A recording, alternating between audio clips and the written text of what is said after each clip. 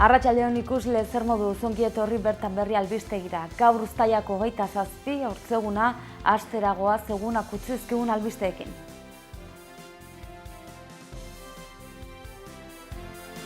Euskal Herriko elkartasun jaialdi handienari ekiteko prest daude Lakuntzan. Migrazioen arloan lan egiten segituko dutela iragarri dute Mugak Zabalduzeko kideek. Zainketa intentsiboetako unitatean dago Euriko gazte bat Elizondoko bestatan borrokaldi bat izan eta gero. Enplegu eta formaziorako erreferentzia gune izanen da Burlatako Iturrondo zentroa. Lan istripuen eta gaixotasun profesionalen kontzeptuak birformulatzea proposatu du Nupeko ikertzaile batek. Iruñerrirako lizentzia bat irrati komunitarioentzat gorde dute. Iruña ezagutzeko bisita gidatuak antolatu ditu Iruñako udalak. Dena prest elkartasun jaialdi handienari ekiteko iritsi da Atortxurroko 20. edizioa hasteko unea. Azkenean, Lakuntzan gaurtik igandera arte, elkartasuna eta auzolana nagusi izango dira. Iritsi da Atortxurrok elkartasun jaialdiaren 20. edizioari ekiteko unea. Orduak elkartasuna eta musika inoiz ezagutu ez diren mailan bizitzeko, gaurtik hasita eta igandera arte elkartasunak ez du etenik izango, eta ez soilik eszenatoki gainean, hitzaldi, mendimartxak, herri bazkariak eta bar. 84 talde boltza gainean euskal preso politiko, iheslari eta errefuxiatuen eskubideen alde eta haien senideek pairatzen duten urrunketa eta dispertsio politikarekin behingoz amaitzeko zarata eginez. Goizeko 10etan ireki dituzte kanpalekuko ateak, hala ere, harrera ekitaldia arratsaldeko 6:30 izango da Lakuntzako plazan eta musika ez da arratsaldeko 7:30 arte hasiko. Sorkunei joko ditu lehen elkartasun akordeak herrian eta El Sonido de la Metralla eta Leihotikanek irekiko dute beria ingunea.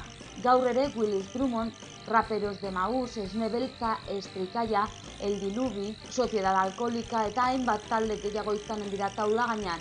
Hau guztia baino lehen, kalera martxari ere harrera eginen diote herriko plazan. Migrazioen arloan lan egiten segituko dutela iragarri zuten atzo Iruñan Mugak Zabalduzeko kideek. Ugariak izan dira karabanaren aldarrikapenak. Migrazio prozesuetan emakumeei pairatzen duten biolentzia zein lan zapalkuntza bikoitza, migranteen internamendurako zentroen itxiera, Melillako harresiltzaile eraistea, Almeriako lan baldintza duindu eta bar. Europar Batasuna eta Estatu Espainiarreko politikak salatzeko helburuarekin 200 lagun baino gehiago Euskal Herritik Melillara abiatu ginen Mugak Zabalduz lelopean. Hain zuzen ere, ezartzen dituzten neurri ekonomikoak, polizialak, merkataritzan eta migrazioan. Politika hauek zapalkuntzan eta giza eskubideen urraketan oinarritzen dira, eta bakarrik pobrezia, etxipena eta milaka pertsonen heriotza sorrarazten dute. Karabanari Bardeako tiro eremuan eman genion hasiera. Izan ere, NATOk zeinari gure herriak ezetza borobila eman zion, eta Espainiar ejertzituak duten ardura zuzena, Afrika eta ekialde hurbileko gerretan aditzera eman nahi dugu.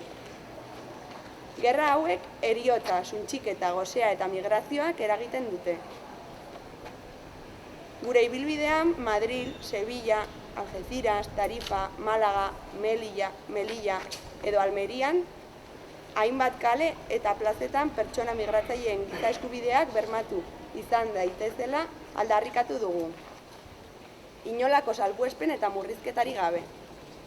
Besteak beste, atzerritarren internamendu zentruen aurrean, Melillako harresiaren ondoan edo Almeriako negutegietan. Azken finean, Europar Batasuna eta Estatu Espainiarreko migrazio politika hau amaitu behar dela exigitzen dugu. Bai politikoki, nola gizaldekoaren aldetik guztiz lotsagarria delako. Karabana honek migrazio prozesuetan emakumeek duten protagonismoa plazaratu nahi izan du.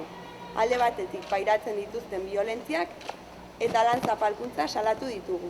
Eta beste aldetik egitura patriarkalek emakumeen mugimenduak eta erabakitzeko aukera murriztu arren horren aurkako borrokari babesa eman diogu.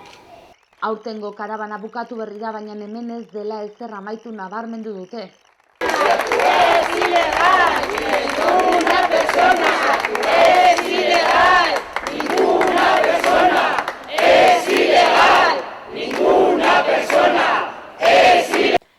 Albiste gehiagorekin jarraituko dugu aurrera. Eugiko gazte bat zainketa intentsibotako unitatean dago, Elizondoko bestatan borrokaldi bat izan eta gero. Kolpe bat hartu zuen buruan eta induzitutako koman dago. Foruzaingoak 21 urteko bi gazte atxilotu ditu, bat Arren eta beste Iruñerrian.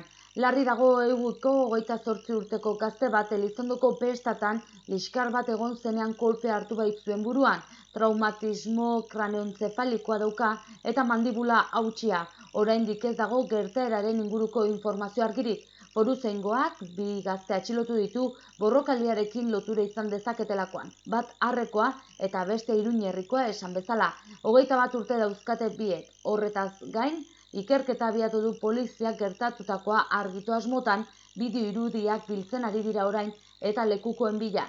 Elizondoko Foruen plazan izan zen liskarra kalezulo batean. Enplegu eta formakuntza zerbitzuak Burlatako Iturrondo zentrutik eskainiko ditu Nafarroako gobernuak hemendik aurrera. Burlatako Iturrondo zentro erreferentziazko gunea izanen da 2018ko azaroatik aurrera. Bertan eskainiko ditu Nafarroako gobernuak enplegu eta formakuntza zerbitzuak 3 milioi euroko inbertsioa eginda. Enplegu agentzia berria izatea, horixe Iturrondok izanen duen funtzioa. Bertan leku aldatuko dituzte Arrotxapeako eta Yamaguchiko zentroak, bai eta Zabalguneko agentziaren parte bat ere. Helburuak hauexek, arreta pertsonalizatuak gora egitea, ekintzaientzako zerbitzuak, orientazioa, bitartekaritza eta zerbitzuak bateratzea. Iragarri dutenez, enplegu arlora 500 lagun joanen dira egunero eta beste 100 pertsonek formakuntza saioak izanen dituzte. Langilei dagokienez, hirukoiztu eginen du kopurua Nafarroako gobernuak. 30 dira egun eta 80 izanen dira zentro berrian. Eta kontu gehiago utzi dizkigu gaurko egunak. Nafarroako Unibertsitate Publikoko ikertzaile batek lan istripuen eta gaixotasun profesionalen kontzeptuak birformulatzea proposatu du. Julen Llorens ikertzailea zuzenbidean lizentziatua da eta lan istripuek eta gaixotasun profesionalek sortzen dituzten kalteen ordain sistema aldatzearen aldekoa da. Aipatu bi kontzeptuak berriro definituz, inorrez dadin geratu dagokion kalte ordaina jaso gabe eta ordainketa horretan bikoizketarik gerta ez dadin. Gainera, eta Nafarroako Unibertsitate Publikoan irakurritako doktoretza tesian azaldu bezala, alderdi guztien kalte ordaina haien erantzunkizunarekin lotu beharko litzateke eta enpresen kotizazioan beherapenak eta gehikuntzak sartzea planteatzen du ezarri diren prebentzio neurrien arabera. Gizarte segurantzaren ordainari buruz ikertzailea kritiko agertu da kontingentzia profesionalen egungo babes eremuarekin. Kalte galeren erantzunkizun zibil osagarriari dagokionez, Llorensek lan istripuen esparruko kalteak baloratzeko berariazko baremo bat ez edukitzearen problematika aztertu du. Iruñerrirako lizentzia bat irrati komunitarioentzat gorde du Nafarroako gobernuak. Hego Euskal Herriko deialdi publikoetan lehenengo aldia da gobernu batek halakorik egiten duena. Irabazi asmorik gabeko zerbitzu komunitarioa eskaintzen duten irratientzat lizentzia bat gorde du aurreneko aldiz Nafarroako gobernuak. Iruñerrian emititzeko izanen da lizentzia hori FM-ko 105,6 frekuentzian. Lehiaketa publikoaren deialdia argitaratu dute dagoeneko Nafarroako aldizkari ofizialean eta jakinarazi dute 3 irrati lizentzia emango dituela gobernuak. Aipatutakoa Iruñerrikoaz gain, Auritz Herrirako beste 2 lizentzia emango dituzte, FM-ko 93,2 eta 97,9 frekuentzietan. 2 lizentzia horiek gutxi gelditu ziren 2012 urtean egin zen lehiaketan. Auritzen irratia entzuten da FM-ko 107,7an. Euskaraz ezmititzen du eta egunero 2 ordu eta erdiko saio bat egiten dute. Irrati komunitarioentzat erreserba bat eginda legea bete baino ez duela egin adierazi du Nafarroako gobernuak. Lehiaketaren oinarriei dagokienez, duela 5 urteko lehiaketan baino gehiago hartuko dira aintzat barne programazioa eta tokiko edukiak. Euskarak ere izango du garrantzia lehiaketan. Auritzeko 2 lizentziatan programazioaren erdia euskaraz egiten duten puntuen 120 jasoko dituzte. Iruñerriko lizentzian programazioaren laurdena gutxienez euskaraz bermatzen duenak 100-tik 10 puntu jasoko ditu. Euskarazko edukiak ez dira derrigor barne produkziokoak izan beharko, baizik eta programazio osotik hartuko dira aintzat. Eta albisteekin bukatzeko, Iruñako udalak Iruña ongi ezagutzeko bisita gidatuak antolatu ditu egunero irailaren 3 arte. Iruñak bisita gidatuak eskainiko ditu egunero irailaren 3 arte hiriaren ondarea, historia, harresiak eta ziudadela ezagutarazteko. Bisita gidatu hauek astelehenetik igandera errepikatuko dira 10:00 eta beharrezkoa da aurrez izena ematea. Izena eman daiteke turismo bulegoan oficinaturismoabildua.pamplona.es eta visitamurallas.pamplona@gmail.com helbidetan. Honez gain, 948-42-0700 telefonoan ere izena eman daiteke. Prezioa 5,5 eurokoa da, pertsonako eta 10 urtetik berako haurrentzat doan. Pamplona Iruña kart txartelarekin sarrerak 5 euro balio du. 10 pertsonako talde osatu beharko da gutxienez, bisita egin ahal izateko. Goazen orain eguraldiaren iragarpena zein den ikustera.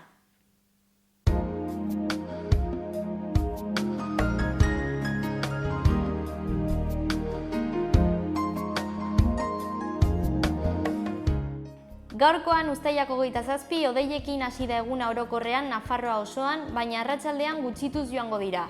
Ipar osagaiko haize ahula ibiliko da tarte biziekin eta temperaturak berdintsu mantenduko dira.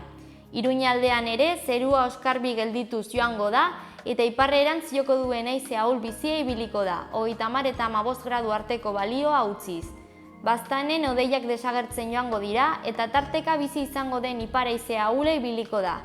Temperaturari dagokionez, 24 graduko maximak eta 13 graduko minimak emango dira.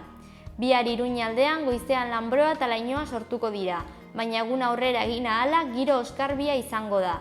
Norabide aldakorreko haize ahula ibiliko da, iparraldetik finkatuko dena eta temperatura maksimoak asko igoko dira. Baztanen bihar, lainoa eta lanbroa agertuko dira ere lehenengo orduetan.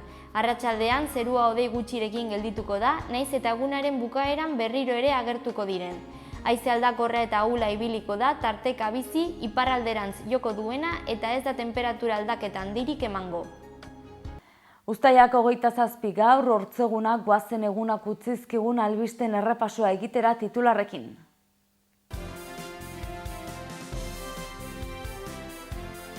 Euskal Herriko elkartasun jaialdi handienari ekiteko prest daude lakuntzan. Migrazioen arloan lan egiten segituko dutela iragarri dute mugak zabalduzeko kideek. Zainketa intentsiboetako unitatean dago Eurgiko gazte bat Elizondoko bestatan borrokaldi bat izan eta gero. Enplegu eta formaziorako erreferentzia gune izanen da Burlatako Iturrondo zentroa. Lan istripuen eta gaixotasun profesionalen kontzeptuak birformulatzea proposatu du NUPeko ikertzaile batek. Iruñerrirako lizentzia bat irrati komunitarioentzat gorde dute. Iruña ezagutzeko bisita gidatuak antolatu ditu Iruñako udalak.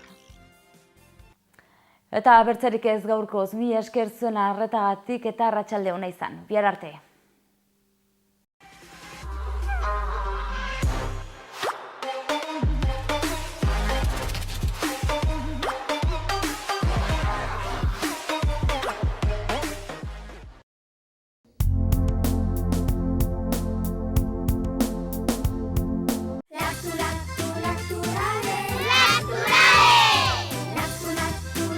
Laktu jogurta, astindu eta edan.